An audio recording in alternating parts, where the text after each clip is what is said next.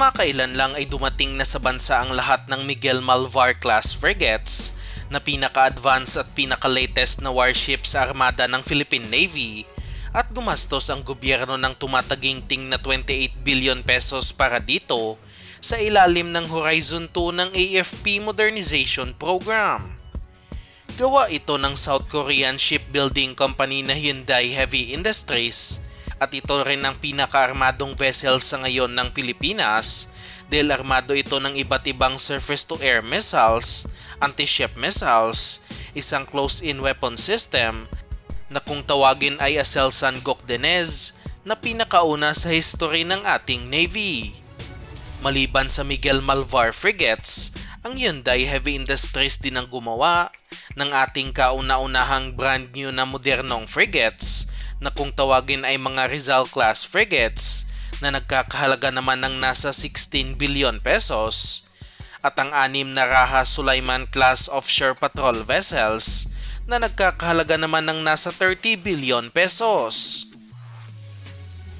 At ngayong Horizon 3 ng AFP Modernization Program,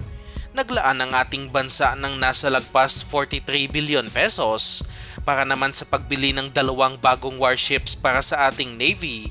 at dahil na rin sa malaki-laki ang pondo na ito, ay inaasahang mas malaki at mas capable din ang mabibili ng Pilipinas. Alam na natin na ang nangunguna sa proyektong ito ay ang HDF 3500 design ng Hyundai Heavy Industries na isang upgraded version ng mga Miguel Malvar at ang offer naman ng Hanwha Ocean ng South Korea na mga Ocean 4300 na sa aking opinyon naman ay mas maganda dahil kaya nitong magdala ng nasa 40 missiles at mas malakas na radar ang nakakabit sa naturang warship. Ngunit sa impormasyon na ating nakalap mula sa Max Defense, mayroon pang isang mas malakas na klase ng warship na inoffer sa Navy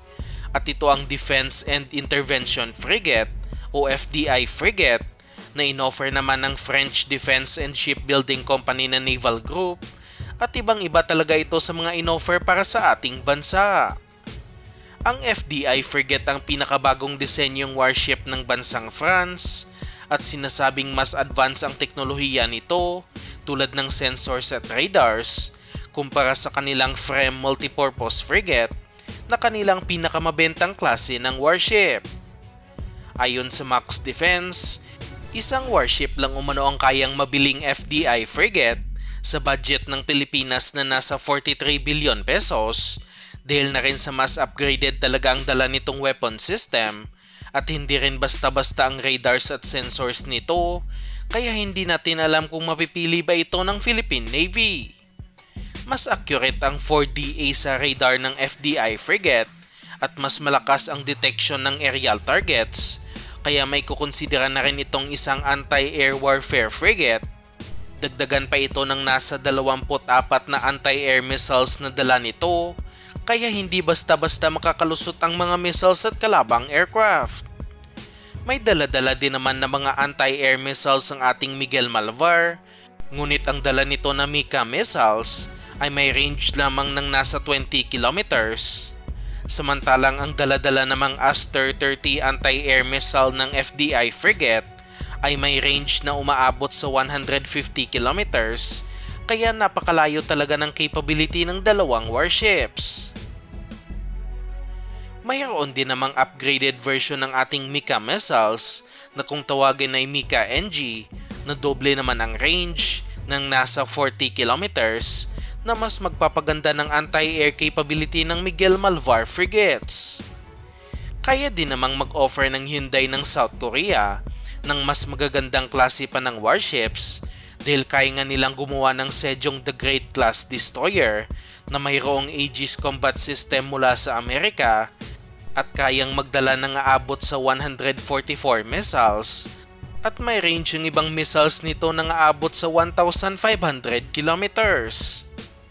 Kaya kapag mas lalaki pa ang modernization budget para sa ating Philippine Navy, maraming kayang gawing mas capable na warship ang Hyundai para sa ating bansa na kayang tapatan mismo kahit mga warships ng China.